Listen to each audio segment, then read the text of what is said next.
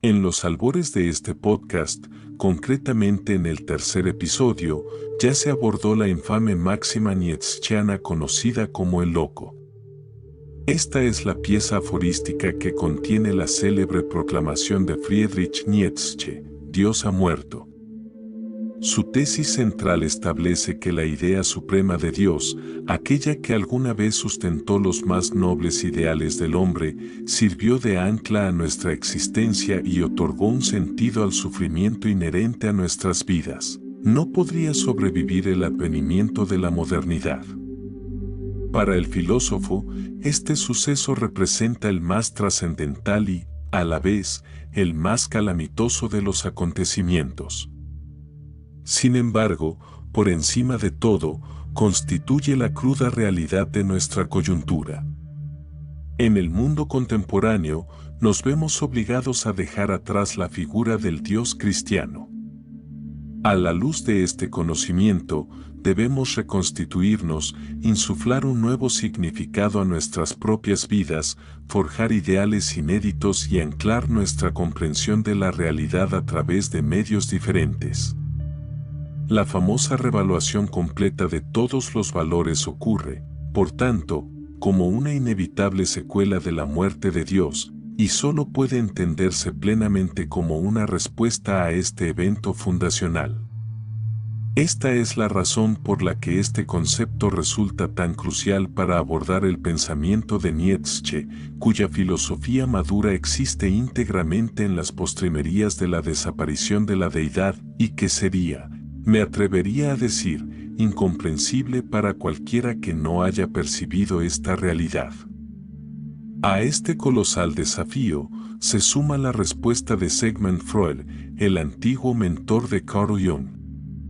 Tanto para Nietzsche como para Freud, el inminente ocaso del cristianismo que se desplegaba con la modernidad significaba, en efecto, el final de esa fe. La solución que encontraron fue la psicología, basar nuestra comprensión del ser humano en términos estrictamente naturalistas.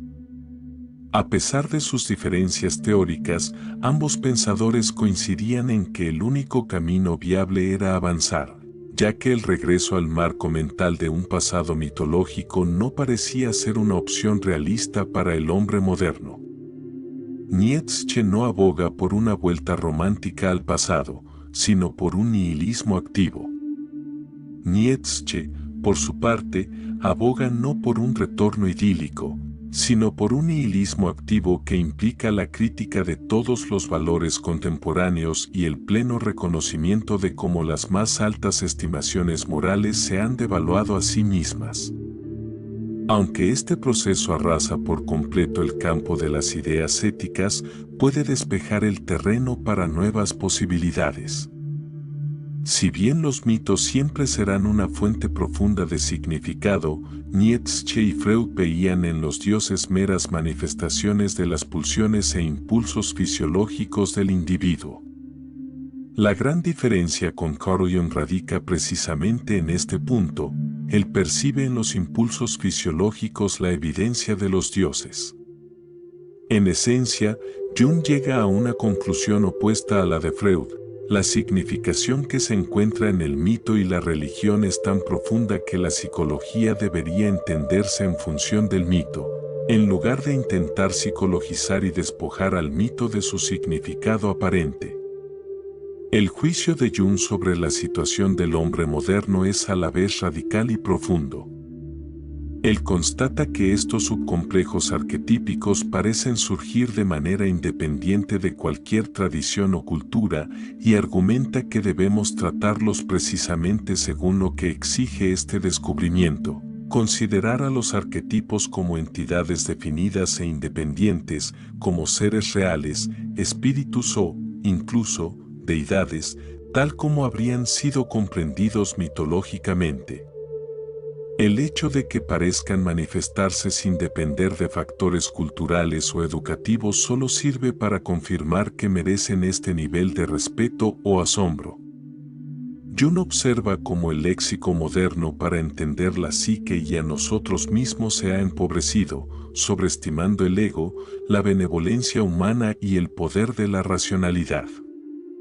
En todos estos puntos, coincide con las críticas de Nietzsche.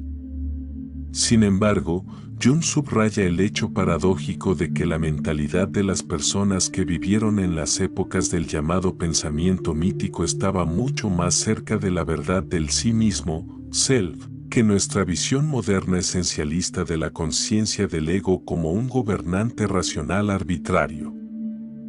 El trabajo de Jung con pacientes esquizofrénicos, su estudio de los sueños y su inmersión en las religiones del mundo lo convencieron de que existía una verdad o, al menos, una utilidad concreta en la religión que no podía simplemente ignorarse.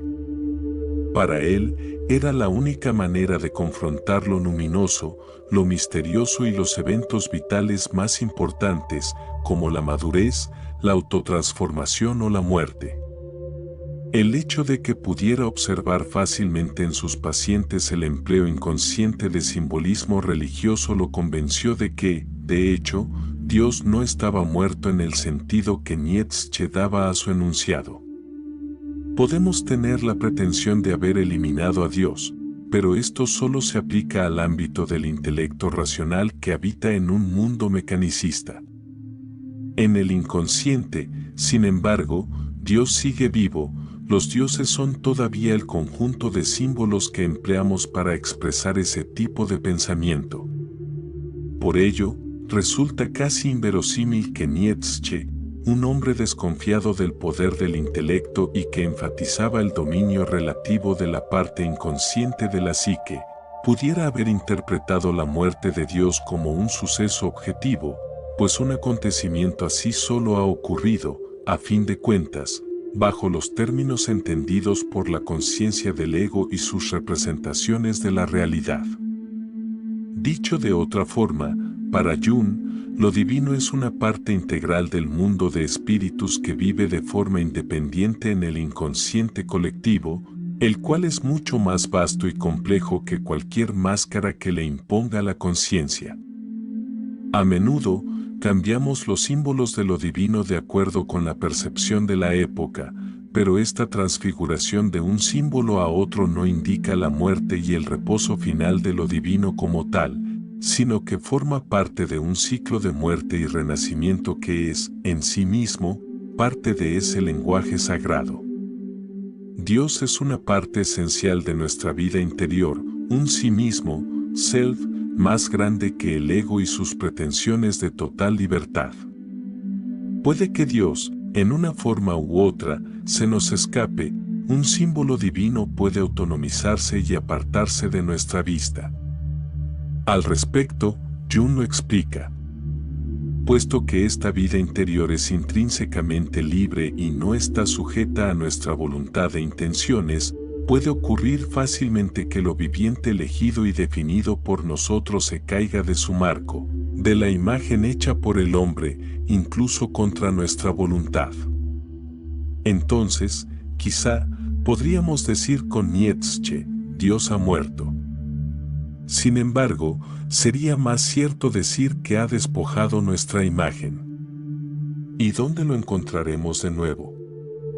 El interregno está lleno de peligro, pues los hechos naturales alzarán su demanda en forma de diversos sismos, que solo son productivos de anarquía y destrucción, ya que la inflación y la ibris del hombre han elegido entre ellas hacer del ego, con toda su ridícula insignificancia, el Señor del universo.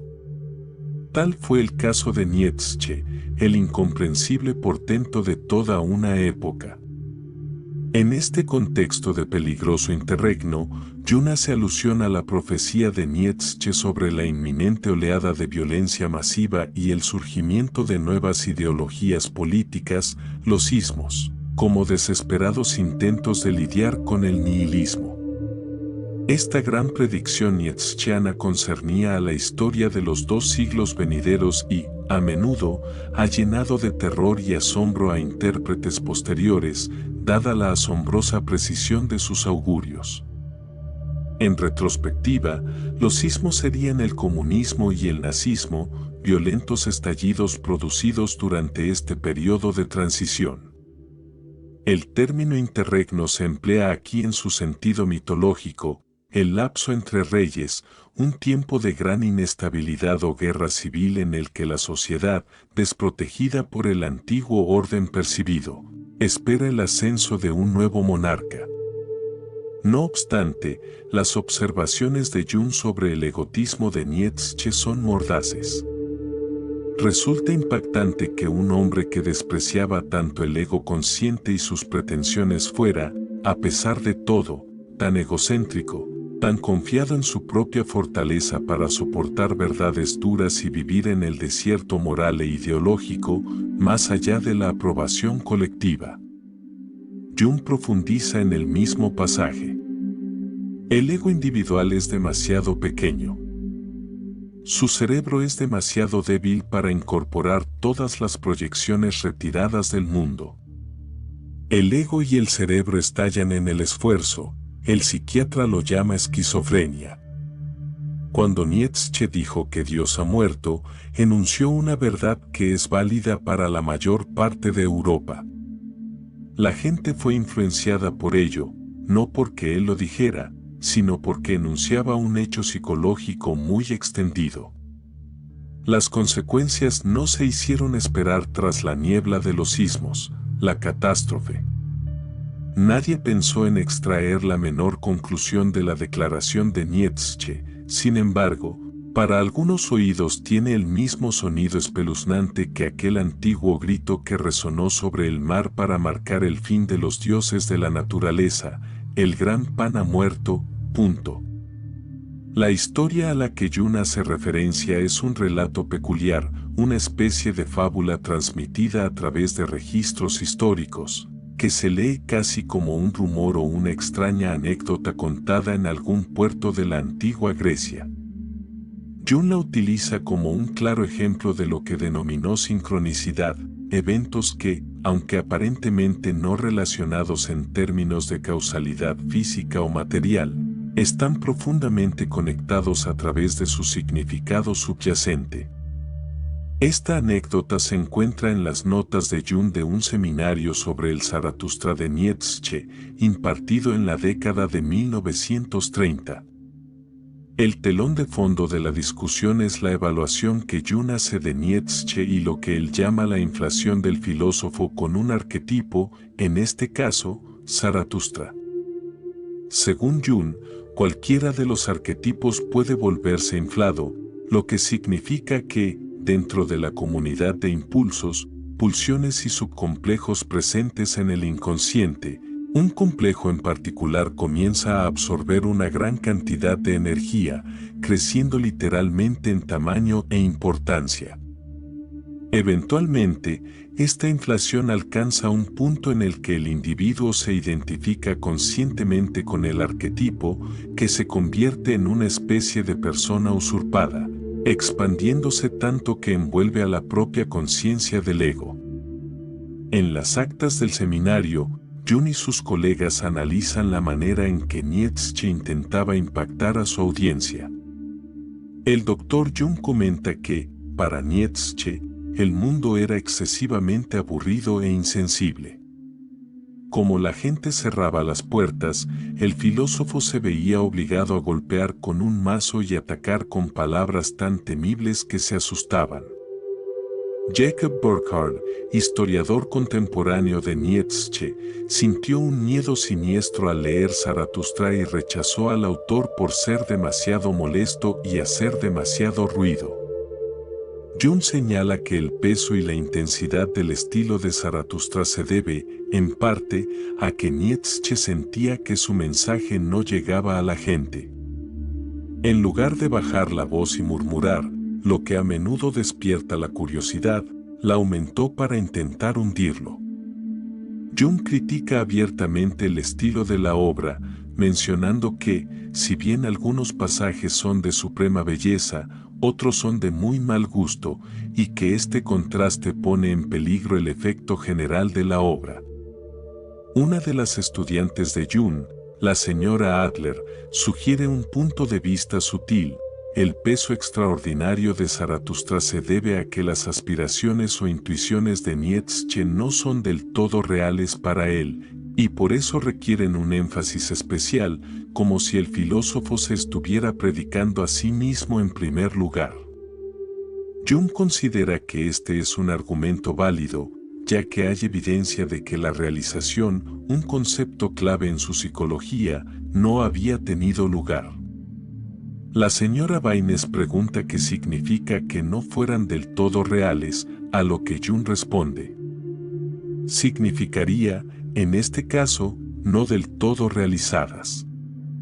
De hecho, cuando hay una inflación por un arquetipo, no hay realización. Uno no puede realizar la cosa por la que está inflado. Primero, la inflación debe haber terminado y entonces uno puede realizar, no antes. Otro colega sugirió que Nietzsche tuvo que golpear fuerte porque estaba en posición de combate contra todo el mundo contemporáneo.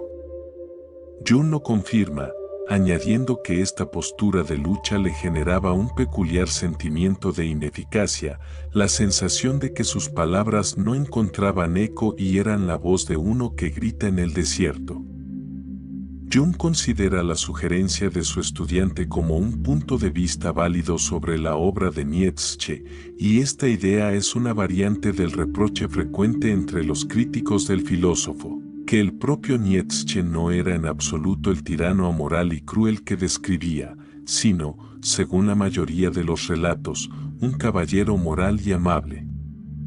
El punto de vista junguiano sobre esta situación es que la inflación por el arquetipo de Zaratustra, que operaba como una especie de subpersonalidad autónoma en ese momento, no le otorgó a Nietzsche el derecho a estas verdades, para usar el lenguaje del propio pensador.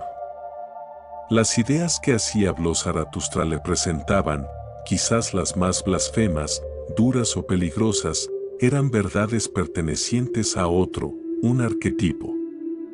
Por consiguiente, Nietzsche no llegó a la realización plena de estas ideas, no las vivió.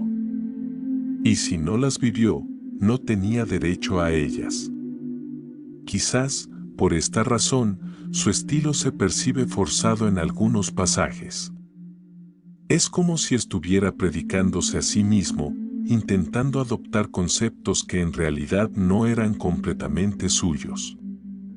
El modo en que Nietzsche describió la experiencia de escribir Zaratustra, diciendo que las ideas le llegaban como relámpagos y que el libro fue dictado por una musa, proporciona cierto sustento textual a la posición de Jung. Esta es, a juicio del orador, la crítica más incisiva de Jung, ya que ataca no solo las ideas de Nietzsche, sino el estilo mismo de una obra especialmente vulnerable a tal escrutinio. Los defectos estilísticos de Zaratustra, su tono excesivo y elevado, surgen directamente del fracaso de Nietzsche para integrar completamente su personalidad, una verdadera psicopatología que lo obligó a forzar el tema. La discusión del seminario vira entonces hacia el uso del lenguaje y simbolismo cristiano en Así habló Zaratustra. Jung plantea la acusación que ya se ha considerado. El uso de la imaginería cristiana era esencial para Nietzsche precisamente por la pérdida que sentía tras la muerte de Dios. Que el estilo fuera conscientemente paralelo al de los evangelios demuestra que, en algún nivel, Nietzsche buscaba lo que solo la religión podía ofrecerle, lo que había conocido previamente bajo el idioma de los evangelios. Aunque el análisis de Nietzsche es extenso, el punto clave es que Jung lo ve como alguien arrastrado por la fuerza arquetípica de Zaratustra, una figura electrizante, llena de pasión y completamente abrumadora para el autor, quien a veces se consideraba a sí mismo como un mero instrumento. Nietzsche se veía como un puente, no una meta, suspendido entre el animal y el superhombre, cuya tarea era traer algo que daría fruto en un futuro lejano, exigiendo sacrificio en el presente. Para Jung, estas ideas son signos reveladores de inflación. La personalidad está siendo dominada por un complejo al que todo se sacrifica, lo que resulta en la figura solitaria y aislada que Nietzsche se convirtió en la vida real, alienado de su familia, su religión, sus amigos, sus colegas académicos e incluso de Wagner. Su filosofía se alza en perpetua oposición al rebaño. Volviendo al seminario, la discusión comienza analizando la primera escena de Zaratustra y su paralelismo con la doctrina cristiana. Sí, él ya no está en contacto con el mundo, y el hecho de que el cristianismo haya abandonado el mundo es precisamente la razón por la que Zaratustra nace de nuevo. Debe regresar porque el espíritu que creó y dejó atrás se ha evaporado. Verá, esa es una repetición del hecho psicológico muy importante de que cuando Cristo murió, dejó atrás o prometió, según el dogma, el Paráclito, el Consolador, que es el Espíritu, como el descenso del Espíritu Santo en Pentecostés. Ese es el después de la revelación cristiana. El Espíritu abandonado por la aparición de Cristo en la tierra. Su aparición fue como un proyectil que explota y deja el espíritu flotando tras él. Permanece por un tiempo y luego lentamente se retira al fondo de nuevo. Jung establece una conexión entre el Paráclito, uno de los nombres del Espíritu Santo, el Consolador o Consejero, y el anciano ermitaño, el sacerdote asceta que Zaratustra encuentra al comienzo del prólogo de su obra. El anciano espíritu anacoreta. Al comprender que nada podía hacerse con los seres humanos, retrocede y se vuelve escéptico. Piensa que es mejor adorar a su Dios en la naturaleza, comportarse como un oso entre osos y un pájaro entre pájaros. Este espíritu está ahora en retirada, como una figura aislada. Por el contrario, el nuevo espíritu es, ahora, un Cristo, lo que explica la analogía de Zaratustra con la figura de Jesús. Desciende de las montañas con nuevas esperanzas, expectativas y un mensaje renovado para la humanidad. Pasa junto al anciano, quien aún no conoce el nuevo mensaje, Dios ha muerto. Para el anacoreta, Dios sigue activo y exterior a él, pero Zaratustra está convencido de la muerte de ese Dios externo. La señora Baumann, en el seminario, comenta que esto se corresponde con la muerte de Pan hace 2000 años. El doctor Jung lo confirma. Exacto. Se lee en la antigua literatura latina que, hace 2000 años, el capitán de un barco que navegaba desde las islas griegas hasta Aea, el puerto de Roma, exigió una entrevista inmediata con el emperador para informar de un suceso extraordinario. Mientras navegaba por el archipiélago, pasó por una isla donde, en medio de un ruido inusual, escuchó a la gente gritar, Pan Megistos Etnan. Pan, el más grande, ha muerto. Pan era el dios filosófico de aquellos días. Originalmente había sido un dios local latino de los campos, sin importancia universal, pero más tarde, al aprender griego, se dieron cuenta de que su nombre era idéntico a la palabra griega pan, que significa todo, el universo. Así, Pan se convirtió en el dios del mundo. Hacia el siglo II después de Cristo, corrió el rumor de que el gran Pan había muerto. El cristianismo había prevalecido sobre él, la última concepción de un dios de la naturaleza creada por la antigüedad. Y cuando un dios muere, significa el fin de una época. Por lo tanto, el gran énfasis puesto en esa historia en este capítulo. Hemos presenciado la forma en que el espíritu de toda una época histórica retrocede, desaparece en la naturaleza y como, al mismo tiempo, se renueva en una nueva figura con un nuevo mensaje. Sin embargo, Sigue siendo la misma figura antigua, el mismo espíritu que enseñó a la humanidad la diferencia entre el bien y el mal y que ahora nos informa de que no hay diferencia y de que Dios ha muerto. El Dr. Jung concluye con una poderosa crítica: la muerte de Dios es un evento recurrente. Al señalar la naturaleza eterna de este suceso, Jung se acerca a la propia proclama de Nietzsche de una manera muy nietzscheana, incluso concediendo que este es un evento histórico europeo. La fe en el Dios cristiano se vuelve indigna de creencia, no es nada nuevo. Esta es una crítica poderosa que hace Jung, pues la muerte de Dios es un evento cíclico. Al señalar la naturaleza perpetuamente recurrente de este suceso, Jung se aproxima a la propia visión nietzscheana. Se trata de un gran evento histórico en Europa, pero no es inédito, del mismo modo que el lamento de Nietzsche por la caída de la cosmovisión trágica tampoco lo era. Aquel mundo del mundo antiguo, la antigüedad moral, regido por Apolo, Dionisio y el espíritu de la tragedia, presidido por Pan, no fue más que otra divinidad depositada en la tumba. Para Jung, este evento, como el de Pan, puede interpretarse de dos maneras profundamente distintas: el de la muerte constante de lo divino o el de su constante resurrección. Resulta imposible no notar que el motivo central del cristianismo y de muchas religiones mundiales anteriores es precisamente la muerte y resurrección. Por ello, Jung plantea una seria pregunta: dado que Nietzsche buscó revitalizar el espíritu de la moralidad griega, ¿no debería ser igualmente posible revitalizar el espíritu de la moralidad cristiana? Si el Dios cristiano existió, fue porque Pan había muerto. Si Nietzsche cree que Pan puede vivir de nuevo, con certeza, también podría hacerlo Cristo.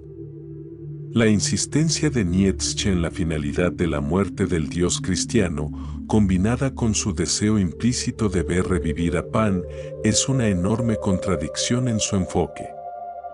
Finalmente, Jung rebate el argumento ateo común: la existencia de una larga lista de deidades que los ateos citan como dioses en los que todo teísta moderno es ateo no es un argumento sólido a favor del ateísmo. Por el contrario, para Jung, ese hecho va en gran medida hacia el establecimiento del valor de la religión como tal, o al menos demuestra que los seres humanos están condenados a esta forma de pensamiento. La crítica más perspicaz de Jung, aparte de cualquier reproche específico a las ideas de Nietzsche, es una verdad sencilla y fundamental: en el inconsciente, lo divino, la religión, todo el simbolismo y los sentimientos religiosos permanecen vivos.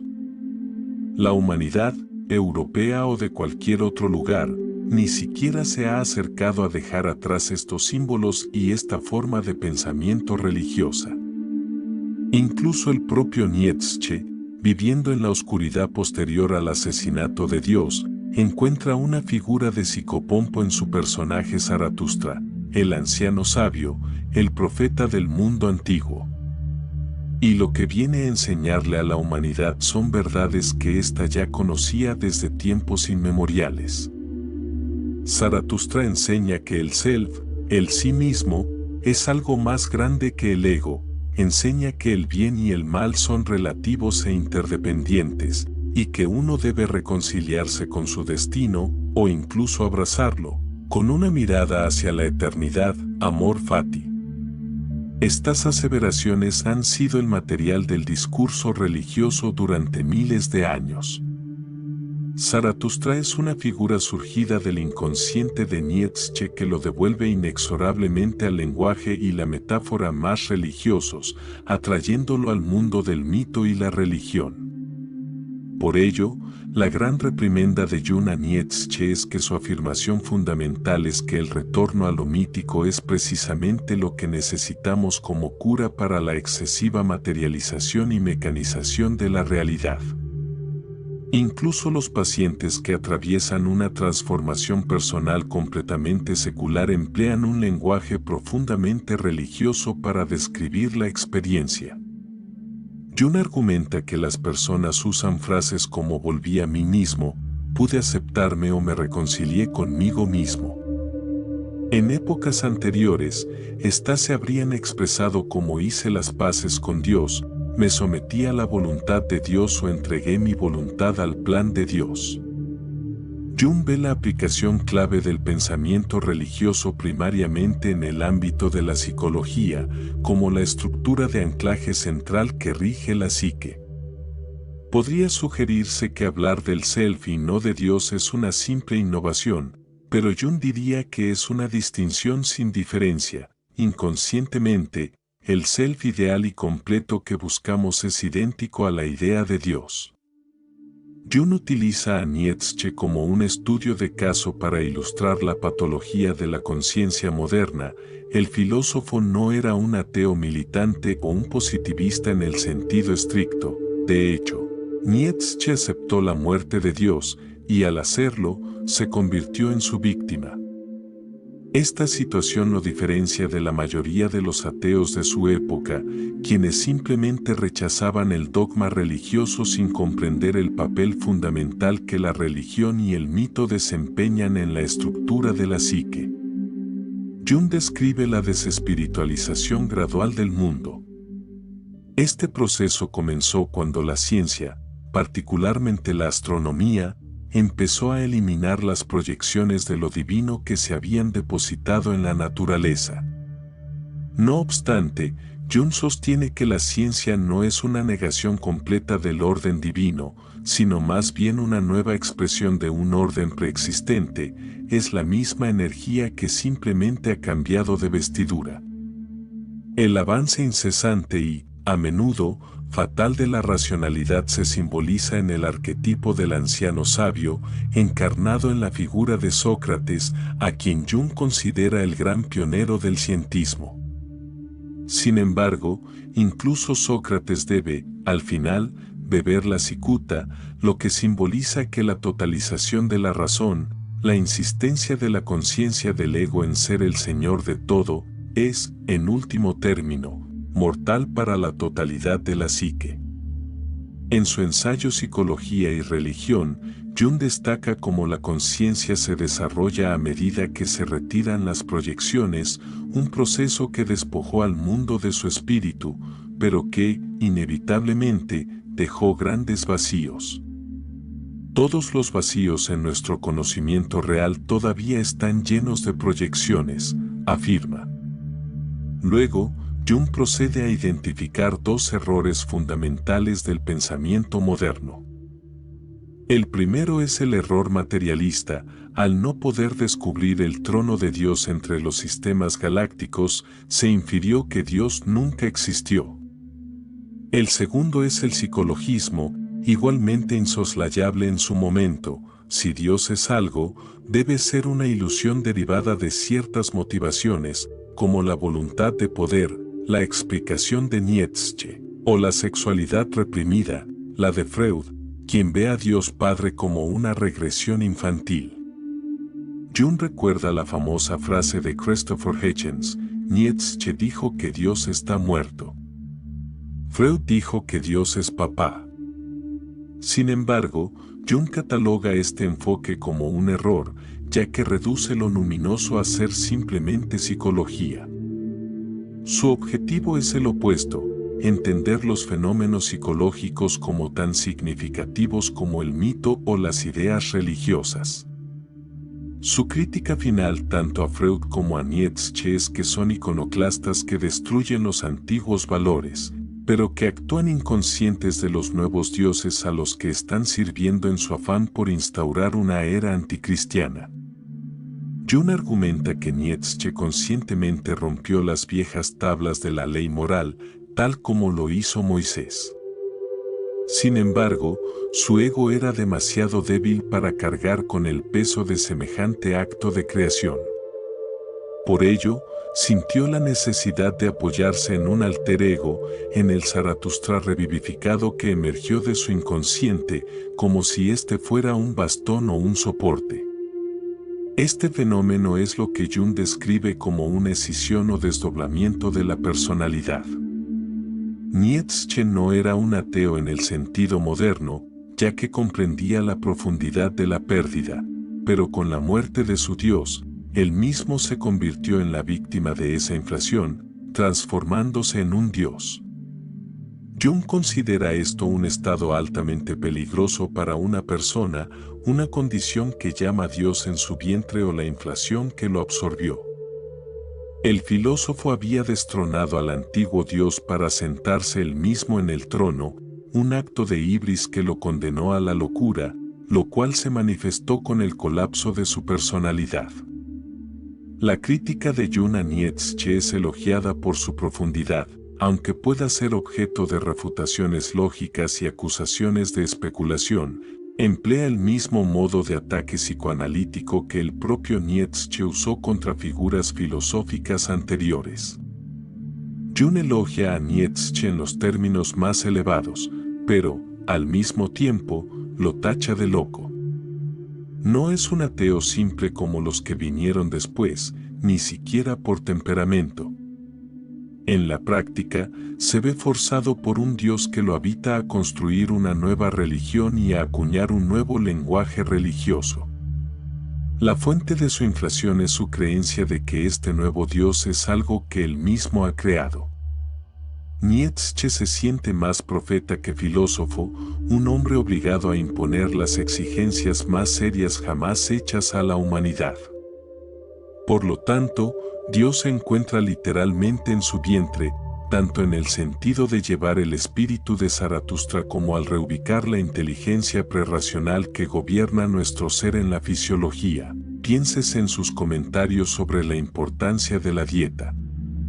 No obstante, Jung señala que Nietzsche se sentía desgarrado, firmaba sus cartas como Dionisio o Zagreus, el dios desmembrado, pero en su enfermedad fatal, también se firmó como el crucificado. Esto indica que el polo de la moralidad opuesta, ese otro arquetipo, aún existía y que Nietzsche no se sentía enteramente dionisíaco, sino dividido. Finalmente, Jung critica a Nietzsche por su percepción simplificada del cristianismo. Para el filósofo, el cristianismo era principalmente un mero marco moral, un sistema impulsado por el resentimiento y la lástima innata, cuyo resultado final es un ser humano perpetuamente consumido por la culpa. Para Jung, la figura de Cristo es entendida de una manera mucho más amplia que el mero marco moral que le atribuye Nietzsche. El cristianismo debe comprenderse como una religión que gira en torno a la vida de Cristo, a quien Jung considera un arquetipo, tal vez el más poderoso de toda la historia humana. Así como podemos rechazar conscientemente lo religioso mientras nuestro inconsciente sigue pensando en términos de fe, podemos criticar la sensibilidad moral cristiana.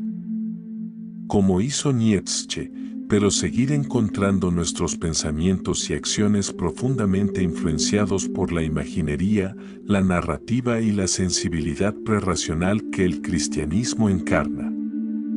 En su obra El Anticristo, Nietzsche discrepa vehementemente con pensadores como Renan y Jung, quienes veían en Jesús el arquetipo perfeccionado del héroe.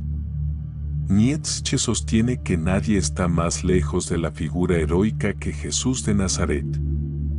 Esta postura surge de la percepción nietzscheana de que la sociedad está marcada por dos tipos de aristocracia y centros de poder, las aristocracias guerreras, que crean valores a través de la lucha por el poder mundano, como Heracles o Gilgamesh, símbolos de vida vital y combatiente, y las castas sacerdotales, que crean valores a través del ideal ascético, renunciando al poder terrenal.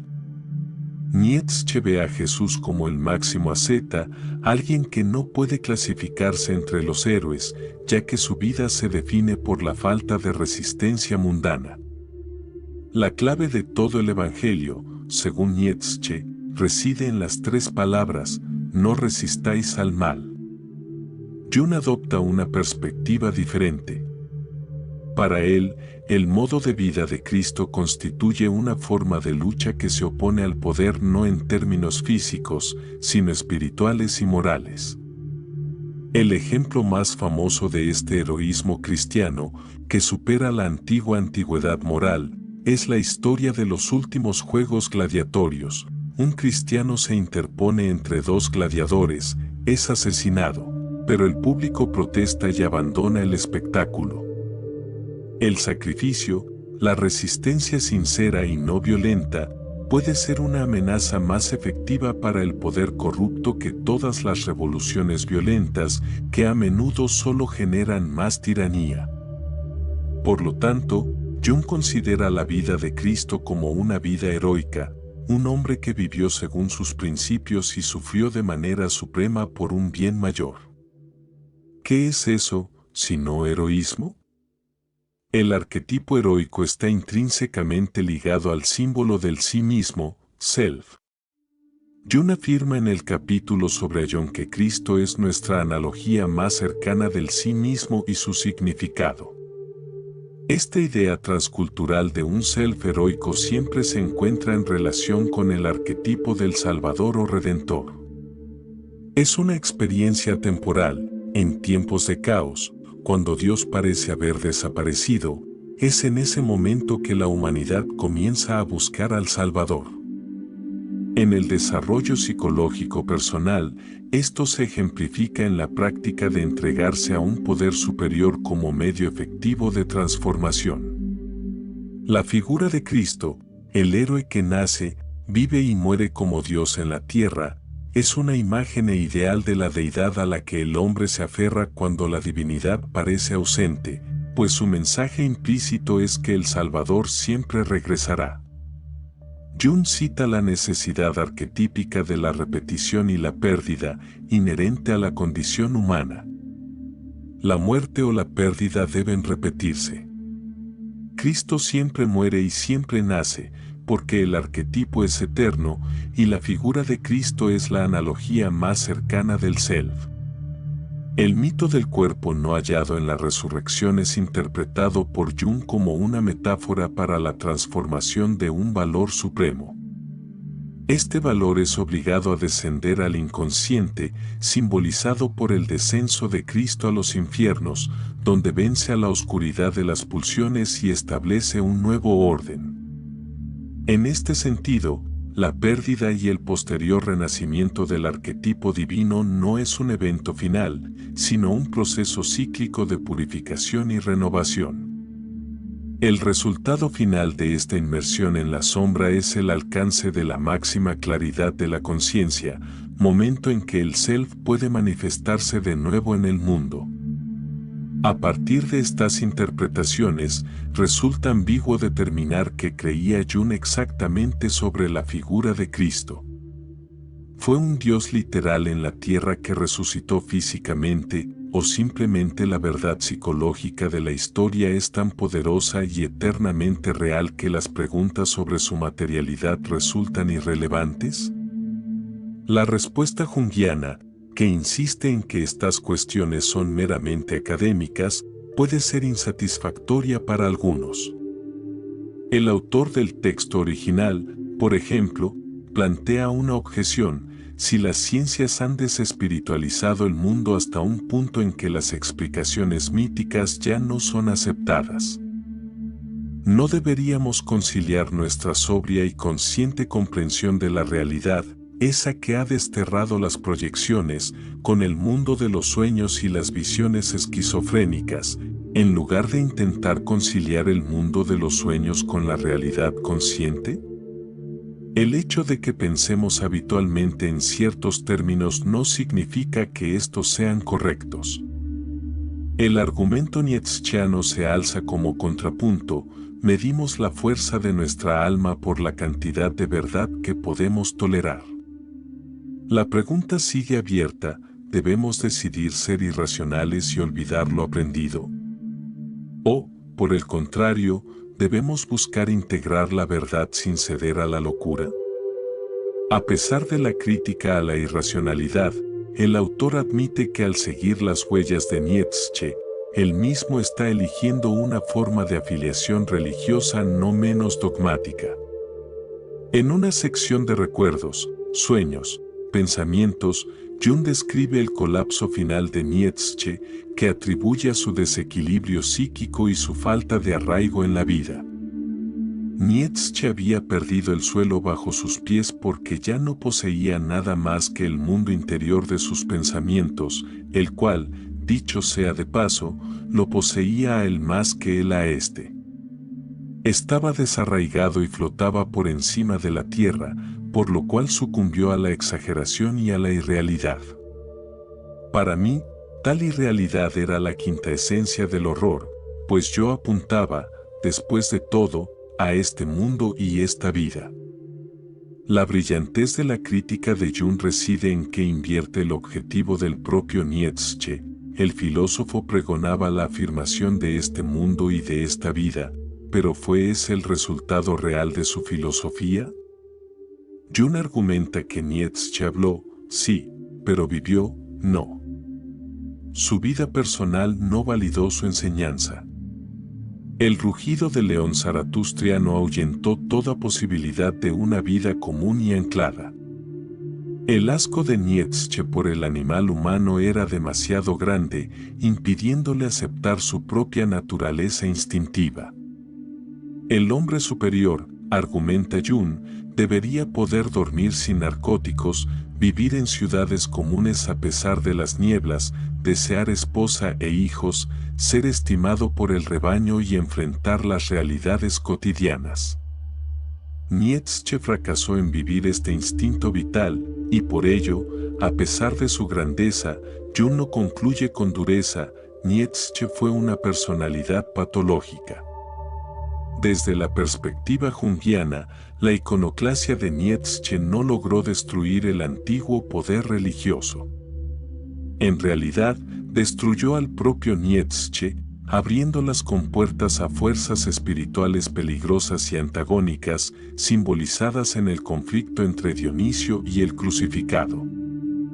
Al final, el filósofo colapsó y se convirtió en un inválido, sumido en alucinaciones. Un nietzscheano podría argumentar que esta fue una respuesta a la realidad, mientras que un junguiano podría responder que la filosofía de Nietzsche no fue una aproximación a la realidad, sino un acto imprudente que lo desintegró. No obstante, Nietzsche fue una influencia crucial para Jung y, como caso de estudio, resultó inestimable. El hecho de que Jung regrese una y otra vez al caso Nietzsche demuestra que lo consideró uno de los eventos psicológicos más grandes jamás registrados, un registro viviente y valioso de la inflación arquetípica.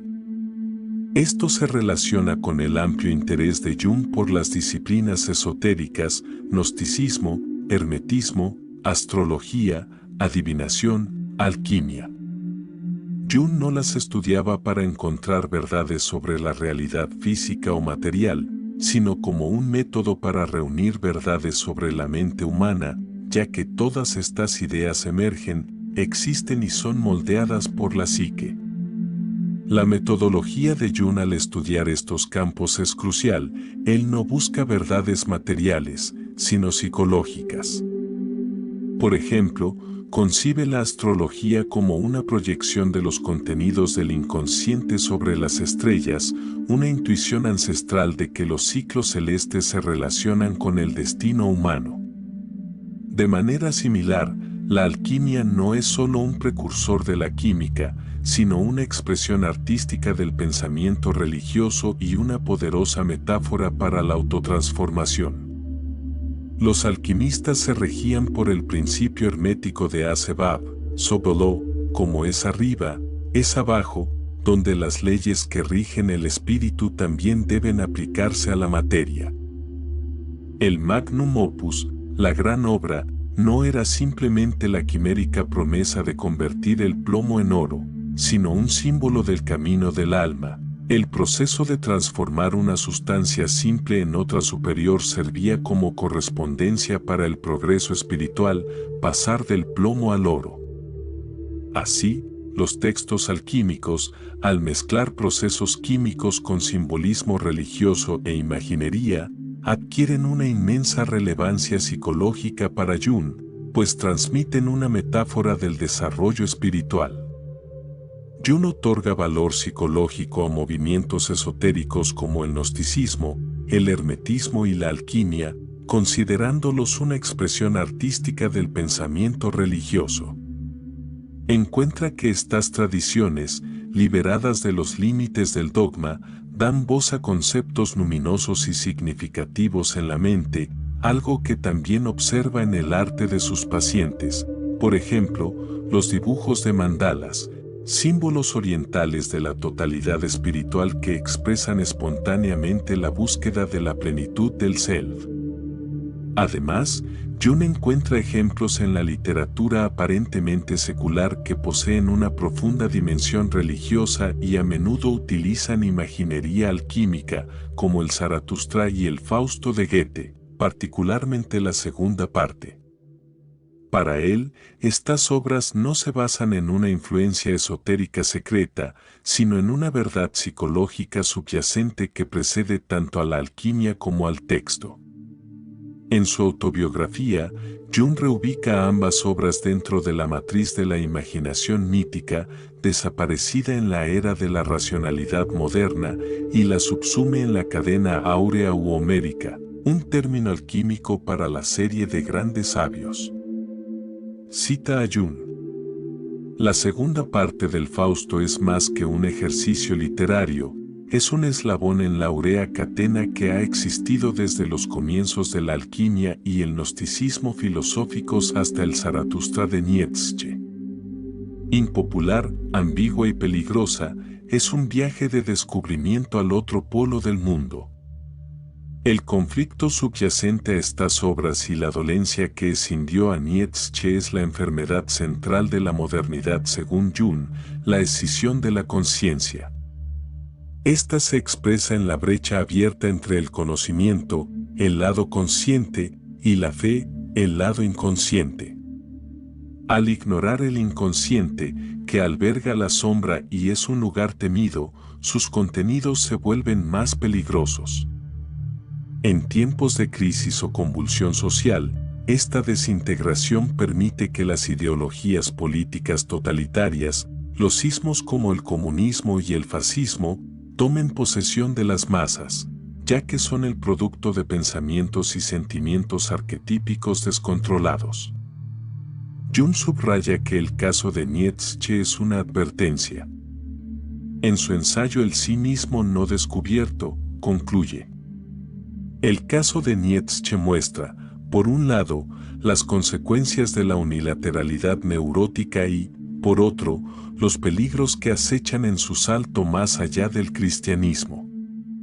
Al criticar seriamente las actitudes fundamentales del cristianismo, uno se despoja de la protección que éstas confieren. Nietzsche, al buscar una integridad humana superior más allá del bien y del mal, se entregó sin resistencia a la psique animal.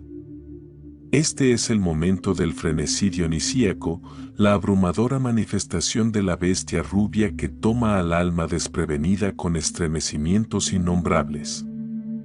La posesión lo transforma en una entidad sobrehumana o similar a un dios, haciéndole sentir, con razón, que está a 6000 pies más allá del bien y del mal. Sin embargo, esto no es más que una peligrosa inflación arquetípica. El fracaso de Nietzsche en integrar completamente su personalidad, lo que se manifestaba en la excesiva estridencia de su estilo, lo llevó a la locura. Para cerrar su crítica, Jung ofrece una de sus metáforas más célebres que contrasta con la irrealidad que envolvió a Nietzsche. La vida siempre me ha parecido como una planta que vive de su rizoma. Su verdadera vida es invisible, oculta en el rizoma. Lo que vemos es la flor, que pasa. El rizoma permanece. Quiero expresar mi gratitud por haberme acompañado en este examen de Nietzsche a través de la lente junguiana.